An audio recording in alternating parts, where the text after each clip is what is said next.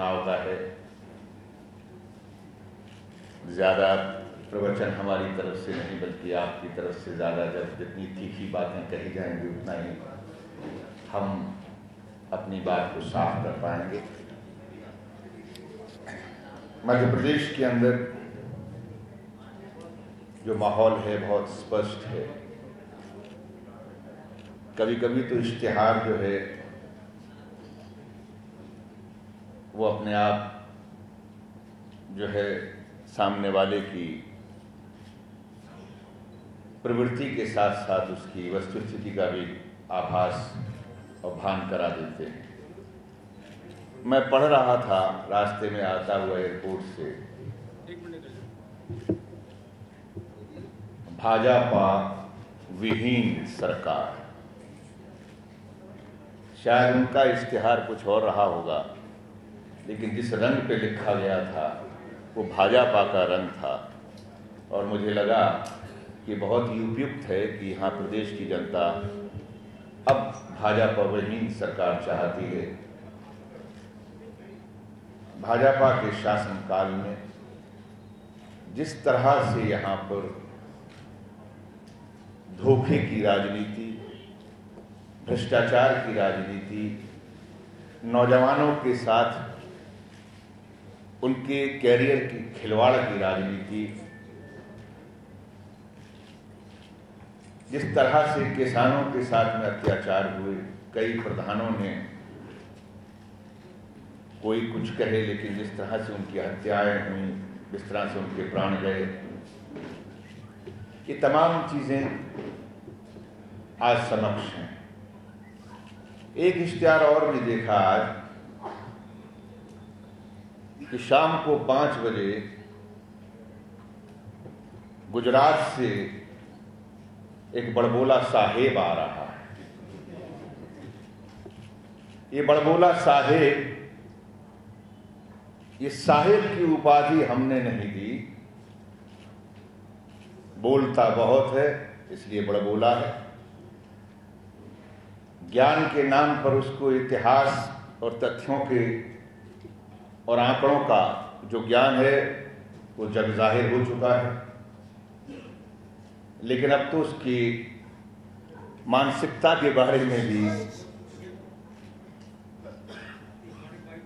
सामने से उसी के एक सूबेदार जो एक जमाने में गुजरात का गृह मंत्री होता था, उसके जब टेलीफोन टेप का जब खुलासा हुआ है तो उस प्रदेश के अंदर किस तरह से बालिग लड़कियां कैसे सुरक्षित महसूस करें, उनकी किस तरह से जासूसी की जाती है, वो क्या खाती हैं, कहाँ जाती हैं, किस मॉल में जाती हैं, किस अपने दोस्त से, मित्र से या किसी सहयोगी से मिलना चाहती हैं, उसका भी बाकायदा जो है गुजरात की पुलिस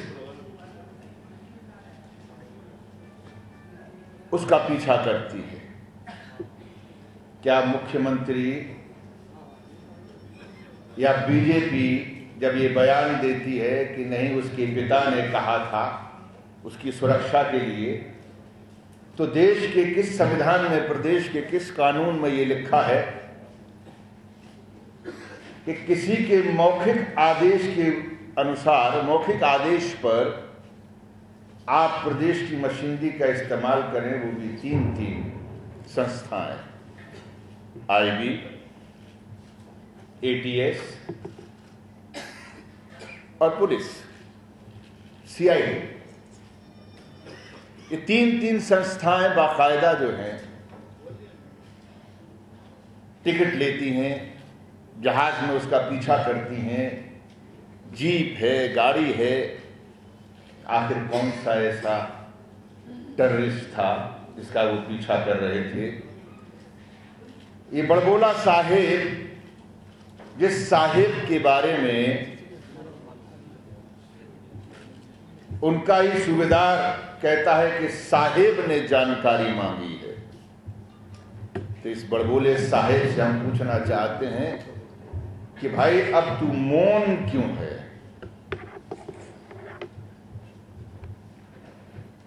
इसकी आवाज क्यों बंद हो गई है? चुप्पी क्यों साध ली है? क्या ये बड़बोला साहेब इस बात को भूल गया है? वो जो कहता है कि कांग्रेस बौखला गई है और जो भीड़ आ रही है उसके नज़ारे से घबरा गई है। नहीं, कांग्रेस तेरे नज़ारों से नहीं घबराई, कांग्रेस तेरी नज़रों को पहचान गई है और चाह गई है कि तू गुजरात में किस तरह से लड़कियों का पीछा करवा रहा है। अगर ये सच है तो देश का क्या होगा, ये आने वाला कल जो है ये बहुत गंभीर सवाल है। आज 5 बजे आपके शहर में आ रहा है। मेरी आप तमाम साथियों से प्रार्थना है, इस बड़बोले साहेब से, इसके सूबेदार का दिया हुआ ये तलब है कि साहेब कुछ जानकारी चाहिए, तो इस साहेबजादे से जरा पूछ लीजिएगा कि ये साहेबजादा चुप क्यों है। जहां तक नज़ारे से घबराने की बात कर रहा है, हम तो तेरी नज़रों में झांकने के लिए बैठे हैं कि तू कहां कहां तक किस किस का पीछा कर रहा है।